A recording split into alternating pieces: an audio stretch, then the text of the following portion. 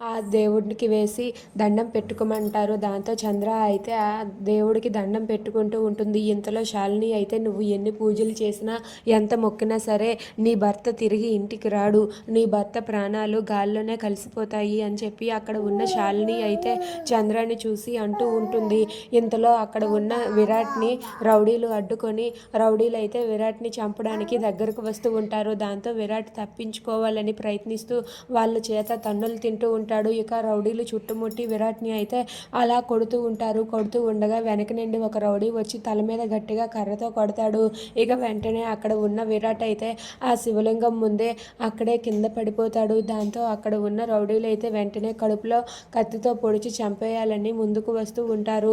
ఇక అక్కడ ఉన్న చంద్ర అయితే తన ఇంటి ఆ క్షేమం ఆరోగ్యం కోసం అయితే అలా పూజలు చేస్తూ ఉంటుంది. అలా పూజలు చేస్తూ ఉన్నా సరే అక్కడ ఉన్న విరాట్ అయితే మాత్రం అక్కడే స్పృహ కోల్పోయి కింద పడిపోతాడు.